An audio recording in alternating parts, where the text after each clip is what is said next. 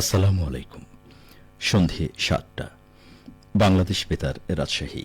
স্থানীয় সংবাদ পড়ছি মাসুম আক্তার জামান অনিক। সম্পর্ক তালিকায় অনুযায়ী দেশের মোট ভোটার সংখ্যা ১২,৬৩,৭৫০৪ জন। এর মধ্যে পুরুষ ভোটার ৬,৪১,৪৫৫ জন, নারী ভোটার ৬,২২,০৫,৮১৯ জন এবং তৃতীয় লিঙ্গের ভোটার রয়েছেন ১,২৩০ জন। আজ নির্বাচন কমিশন ২০২৫ সালের সম্পূরক ভোটার তালিকা প্রকাশ করেছে। রাজধানীর আগারগাঁয়ে নির্বাচন ভবনে নিজ কার্যালয়ে ইসি সচিবালয়ের সিনিয়র সচিব আক্তার আহমেদ এই তথ্য জানান। তিনি বলেন, হালনাগাদ খসড়া ভোটার তালিকা প্রকাশের পরবর্তী সময়ে উপজেলা ও থানা নির্বাচন অফিসারদের মাধ্যমে নতুন ভোটার অন্তর্ভুক্তি এবং মৃত বা অযোগ্য ভোটার কর্তন কার্যক্রম সম্পন্ন করা হয়েছে। সচিব জানান, এ সময়ে মোট ১,৩৭,৬৪২ জন নতুন ভোটার তালিকাভুক্ত হয়েছেন। এর মধ্যে পুরুষ ৯৪,১৯২ জন, নারী ভোটার ৪৩,৪৪৪ জন এবং হিজড়া ৬ জন।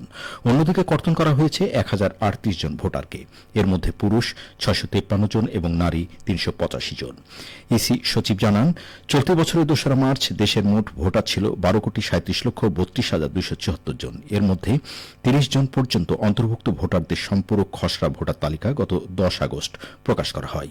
এ সময় মোট ৪৫,৭১,২১৬ জন ভোটার অন্তর্ভুক্ত করা হয়, যার মধ্যে ১৮,৭০,২০৩ জন পুরুষ, ২৭,৭৬২ জন মহিলা এবং ২৫১ জন হিজড়া ভোটার অন্তর্ভুক্ত হয়। ৩,০০০ বৃক্ষরোপণের মাধ্যমে রাজশাহী কারা প্রশিক্ষণ একাডেমিকে সবুজায়ন করা হচ্ছে। পূবালী ব্যাংক লিএলসির উদ্যোগে আজ দুপুরে কারা প্রশিক্ষণ একাডেমির অভ্যন্তরে আনুষ্ঠানিকভাবে এই বৃক্ষরোপণের উদ্বোধন করেন কারা মহাপরিদর্শক IGP brigadier general Syed Mohammad Motahar Hossain. বৃক্ষরোপণ কর্মসূচির উদ্বোধনকালে আইজিপির সঙ্গে পূবালী ব্যাংকের ব্যবস্থাপনা পরিচালক ও প্রধান নির্বাহী মোহাম্মদ আলী উপস্থিত ছিলেন। এ সময় কারা মহাপরিদর্শক বলেন, পূবালী ব্যাংক কর্তৃপক্ষ রাজশাহী সহ দেশের অনেকগুলো কারাগারে এই বৃক্ষরোপণ কর্মসূচিতে সহায়তা করছে। এই গাছগুলোর মধ্যেই ফলজ, বনজ ও ঔষধি গাছ রয়েছে। এর মাধ্যমে বন্দীরা যেমন ছায়া পাবে, তেমনি ফল ফ্রন্ট থেকে অন্যান্য সুবিধাও পাবে। সার্বিকভাবে এই বৃক্ষরোপণের মাধ্যমে বন্দীরা সুন্দরভাবে জীবনযাপন করতে পারবে। পূবালী ব্যাংক এমন উদ্যোগ নেওয়ায় কর্তৃপক্ষকে ধন্যবাদ জানায়। পূবালী ব্যাংকের ব্যবস্থাপনা পরিচালক মোহাম্মদ আলী বলেন, রাজশাহী কারাগারে ৩,০০০ সহ দেশের বেশ কয়েকটি কারাগারে ১৫,০০০ বৃক্ষরোপণ করা হচ্ছে। চলতি বছর দেশের বিভিন্ন স্থানে ৬০,০০০-এরও বেশি বৃক্ষরোপণ করা হবে। বৃক্ষরোপণ কর্মসূচিতে অন্যদের মধ্যে রাজশাহী কেন্দ্রীয় কারাগারের senior jail super Shah Alam Khan সহ অনেকেই উপস্থিত ছিলেন।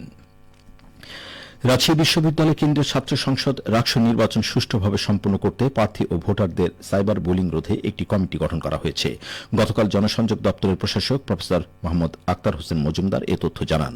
তিনি আরও জানান, রাকসু নির্বাচন commission computer science and engineering বিভাগের প্রফেসর মোহাম্মদ একরামুল হামিদকে আহ্বায়ক করে ৫ সদস্য বিশিষ্ট এই কমিটি গঠন করা হয়েছে।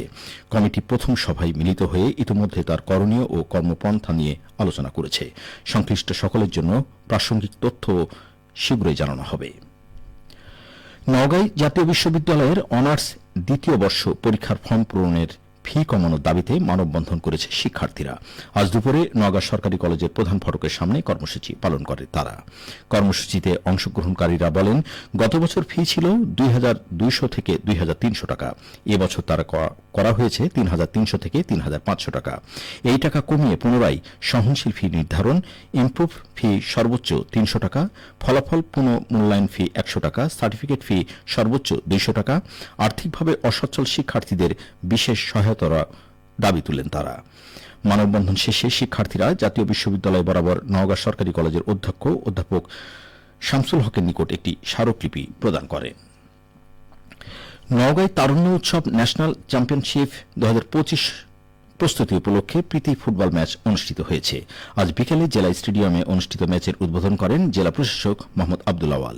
এ সময় জানানো হয়, জেলা প্রশাসক গোল্ড কাপ ফুটবল টুর্নামেন্টে ১১টি উপজেলা থেকে মোট ৫৫ জন এবং পরে সেখান থেকে ২৩ জন খেলোয়াড়কে চূড়ান্তভাবে বাছাই করা হয়। বাছাইকৃত খেলোয়াড়রা দুটি গ্রুপে বিভক্ত হয়ে প্রীতি ম্যাচে অংশ নেয়। খেলায় ৪-১ গোলে এ টিম বি টিমকে হারিয়ে জয়লাভ করে। উদ্বোধনী অনুষ্ঠানে জেলা ক্রীড়া সংস্থার সাবেক সাধারণ সম্পাদক মোহাম্মদ জাহিদুল হক ধলু, জাতীয় ফুটবল দলের সাবেক খেলোয়াড় ও জেলা ক্রীড়া সংস্থার সদস্য এনামুল হক, জেলা ক্রীড়া অফিসার আরিফুজ্জামান উপস্থিত ছিলেন। সবশেষে আবহাওয়া। আজ রাজশাহীতে সর্বোচ্চ তাপমাত্রা ছিল ৩১.৭ ডিগ্রি এবং সর্বনিম্ন ২৬.৭ ডিগ্রি সেলসিয়াস। সন্ধ্যে ৬টায় বাতাসে আপেক্ষিক আর্দ্রতার পরিমাণ ছিল ৮২%। রাজশাহী পার্শ্ববর্তী এলাকায় আগামীকাল সূর্যোদয় ভোর ৫টা ৪৫ মিনিটে। সংবাদ শেষ হল। আমাদের পরবর্তী স্থানীয় সংবাদ প্রচারিত হবে আগামীকাল সকাল ৮টা ১০ মিনিটে।